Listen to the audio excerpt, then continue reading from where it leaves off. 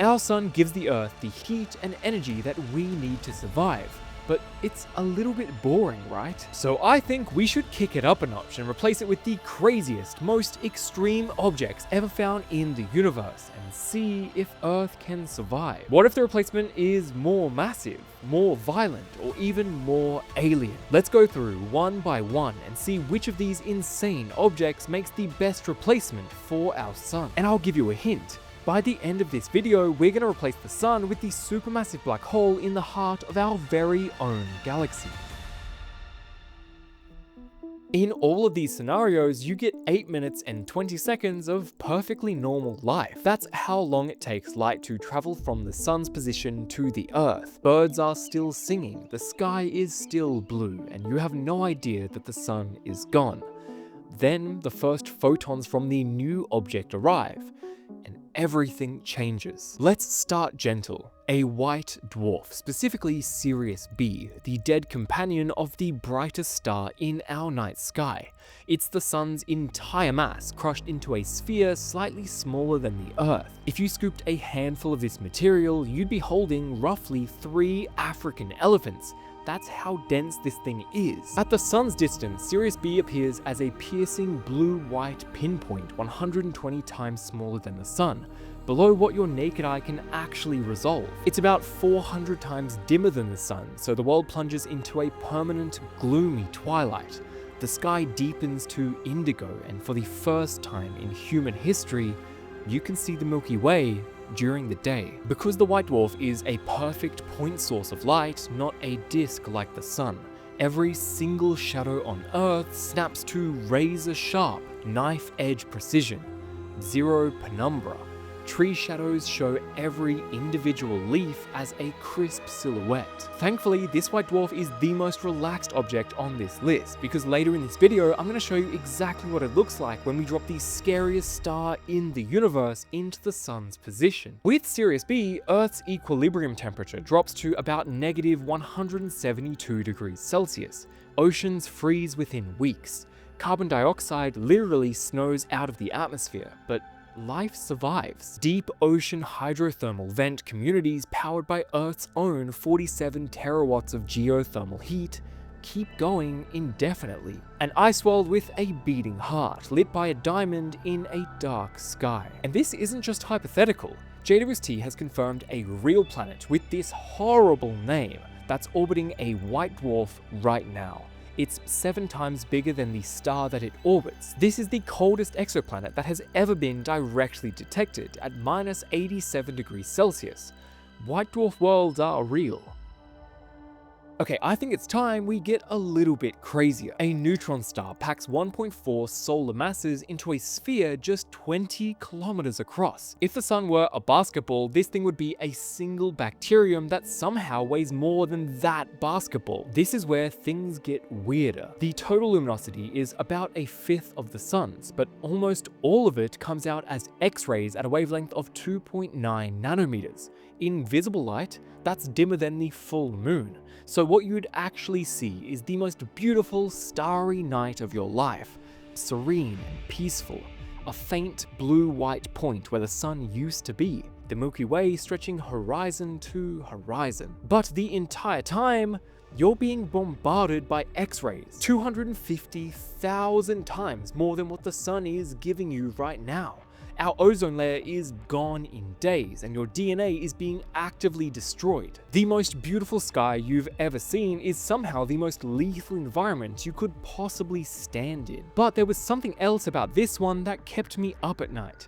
A neutron star's gravity bends spacetime enough to create an Einstein ring, a shimmering halo of warped starlight about 49 arc-seconds across. That's visible with binoculars. Background stars bent into arcs, bright magnified images flowing and splitting and merging all around the invisible lens as the Earth orbits. In 1930, a 19-year-old named Subramanian Chandrasekhar was sailing from India to England, and he calculated that white dwarfs couldn't exist above 1.4 solar masses, the exact number that defines the neutron stars that we are talking about. 5 years later, at a meeting of the Royal Astronomical Society, Arthur Eddington, the most famous astrophysicist alive, arranged to speak immediately after him and declared his work absurd. The room erupted in laughter. Chandrasekhar left England, and 48 years later, he won the Nobel Prize. NASA even named its flagship X-ray telescope after him, the very telescope that we use today to study these stars.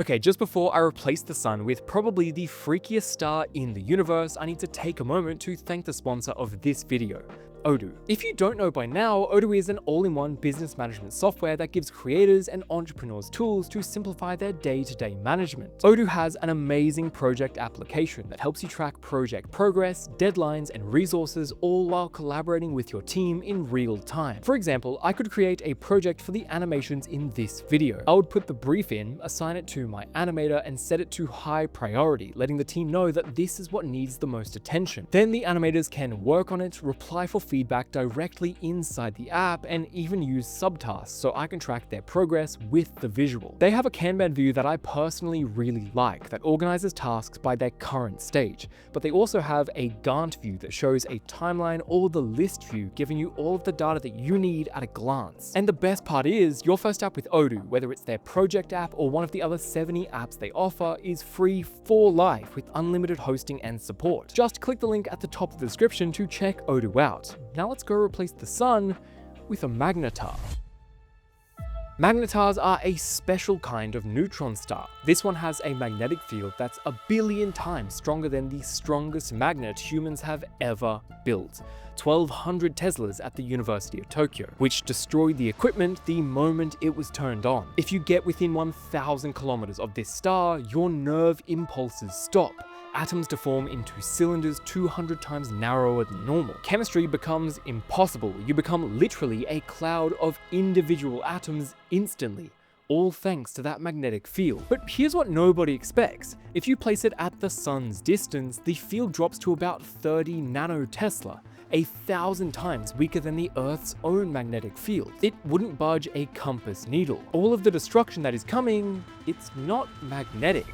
It's radiation. On March 5th, 1979, the very first Magnetar flare ever detected was simultaneously picked up by Soviet Venus probes and the American nuclear detection satellites. For a brief, tense moment during the Soviet war, it looked exactly like a nuclear detonation signature. But it wasn't. It was far worse. Here's what happens. The sky goes black, the orbit is stable, and everything seems fine. But beneath the Magnetar's surface, matter still exists in a state called nuclear pasta, literally named after Italian food. Gnocchi, spaghetti, lasagna, bucatini, Swiss cheese, 10 billion times stronger than steel. And then, a starquake cracks it. On December 27, 2004, a flare released 10 to the 40 joules in 0.2 of a second. More energy than the sun produces in 250,000 years in 1/5 of a second. From 50,000 light years away, that flare ionized Earth's atmosphere and disrupted radio worldwide. At the sun's distance, catastrophe. About 850 billion SAR bombers, the most powerful nuke ever detonated, all simultaneously. You're dead before the signal reaches the back of your retina. The atmosphere doesn't burn, it literally vaporizes.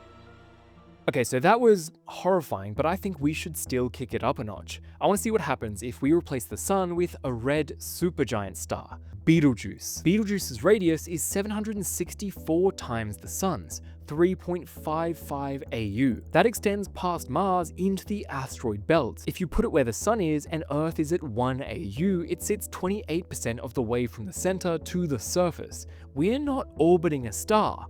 We're inside of one. And here's the fact that blew my mind. The star at this depth is roughly 10,000 times thinner than the air that you're breathing right now. If you took a box of this star that's a cubic meter and weighed all of the mass that's inside of it, it would weigh about as much as a single mosquito. You're inside a star that's thinner than the atmosphere at the edge of space. The temperature at Earth's depth is between 10,000 and 50,000 Kelvin. The photon mean free path, which is just the distance that light can travel before it hits something, is only about 300 kilometers. So in every direction, all you can see is an impenetrable, luminous fog. No sky, no stars, no day, no night, no horizon, just eternal, uniform light. And it's not red, that's the part that gets everyone. Betelgeuse's famous red color is only the cool outer surface. Inside, at the Earth's depth, the plasma is glowing blue-white, the total absence of reference points. You're just surrounded by hot blue light inside a star that most people picture as red. Naturally, the atmosphere would be stripped away in seconds, the surface melts in minutes. Total destruction over days to weeks. Okay, now we're getting really extreme. Let's replace the sun with a Wolf-Rayet Star, because these things are honestly horrifying. WR102 packs 16 times the sun's mass into half the sun's radius. That's smaller than the sun, but 500,000 times brighter. The surface temperature is 210,000 Kelvin. That's 35 times hotter than the sun. Only about 709 Wolf-Rayet stars exist in our entire galaxy, and they survive for just a few 100,000 years before they explode. A star that's in the last moments of its life, and it's furious. The weapon is the wind.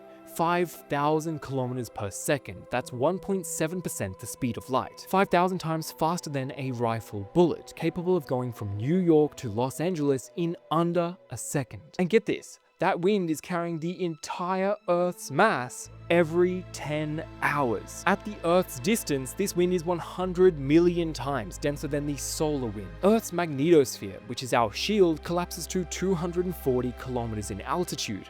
Deep inside the atmosphere, there's nothing left to protect us. I could not stop thinking about what this would actually look like. The intense ultraviolet light causes atmospheric nitrogen and oxygen to fluoresce.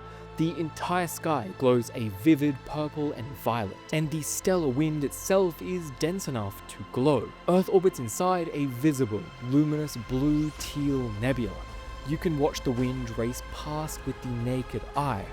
Can you imagine living on this world? What Mars lost to gentle solar wind over hundreds of millions of years, the Wolf-Rayet wind does to the Earth in just a few minutes. Our average temperature becomes 59,000 Kelvin.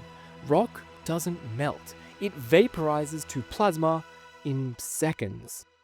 Now finally, let's do the big one, and I mean that literally. 4 million solar masses. The supermassive black hole at the center of our galaxy dropped into the sun's position. It would be this big, and the Earth would start orbiting fast, whipping around the black hole once every 4.4 hours. That's 430 kilometers per second. At this distance and orbital velocity, time dilation hits about 4%.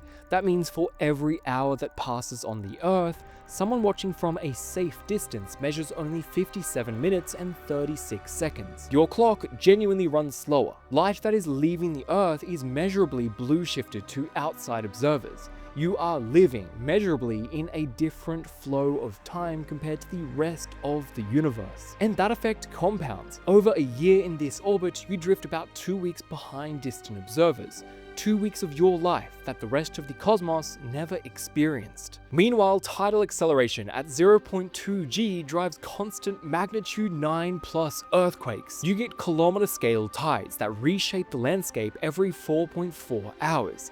The surface is simply never still. But the sky, that's the reason why I made this video. A perfectly black void spanning 23 degrees. That's 47 full moons side by side. It's surrounded by a brilliant Einstein ring of lens starlight. Stars just don't appear behind it.